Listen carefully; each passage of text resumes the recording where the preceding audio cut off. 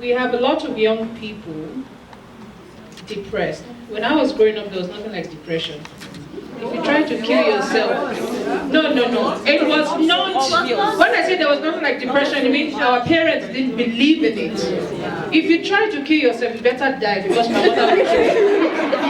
Just don't make the mistake of not dying. Make sure you die.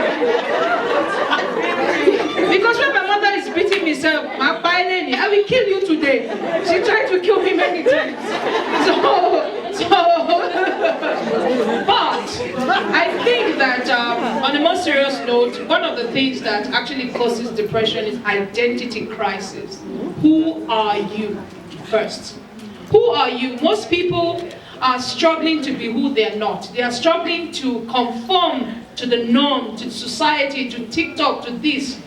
You know, I was in Lagos last year, and there was one lesson that I brought back, that I am a content person. If I was not content, the things that were offered to me were very tempting, but I said no.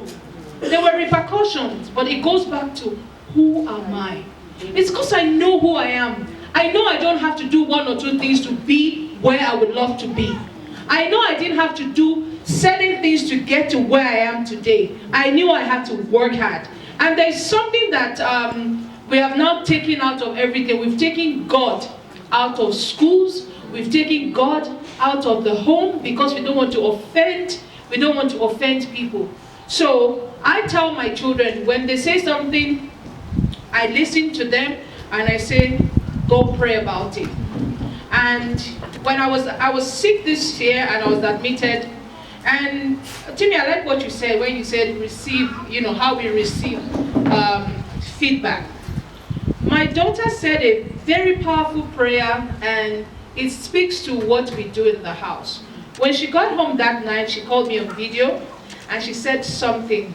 Dear Jesus, my mom, my mom really loves you. I want you to pour back the same love into her so she can come back home. So as they say, charity begins at home. What are we teaching the children?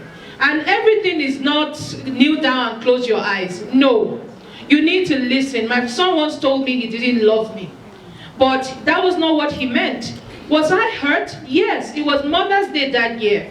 He drew something for our domestic work at that time, and he didn't draw anything for me. And the natural thing as a single mother should be, after all, I'm working out for you. But I didn't say anything. The sister is very empathetic. She's like, don't be mean. So I called him when he was alone. I said, Ayola, do you love me? He said, yes. I said, how many billion times? He said, 100. I said, what about Chakalaka? What's the name of that one? Because I didn't like her at that time. She said, I love her, Shumba, 1 billion times. I said, why? He said, because she talks to me. Because she bathes me. Because she plays with me. Now I'm busy. I don't have time to bath anybody. I'm not going to lie. I pay somebody to bath you, so they must bath you.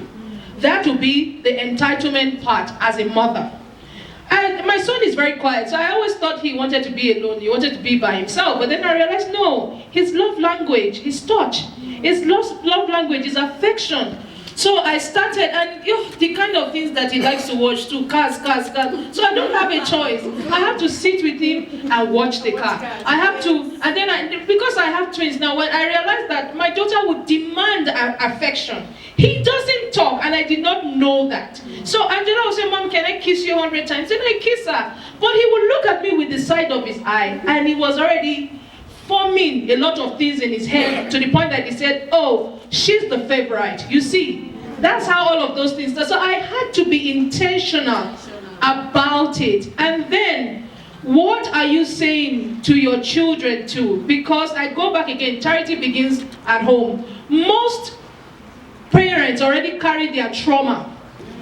And then they pass it on. I don't want to pass my trauma to my children. And they pass it on to their children. So if we can understand, if I ask people now, what is your child's love language? I doubt many people can answer that. You see, so first of all, let them feel loved at home. When they feel loved at home, there's nothing society can do to them. Thank you. I just want to say that she said about receiving, parent receiving. I want to address that it's not that parents in our generation, let's say our generation X, we don't receive feedback. But the thing is that also, as parents, before you communicate as children, when you communicate with your parents, also try and see, look for a appropriate timing is very important also. Because you see, your father have gone to work since morning, thinking of how to pay your school fees. You're on his way from work. Your mom, you call your sibling because daddy, we need milk, we need sugar, we need milk. And you know children, especially the Gen Z, if they want to say something, they want to say it. They don't want to listen. If they want to pass a message to you, they want to pass it right now.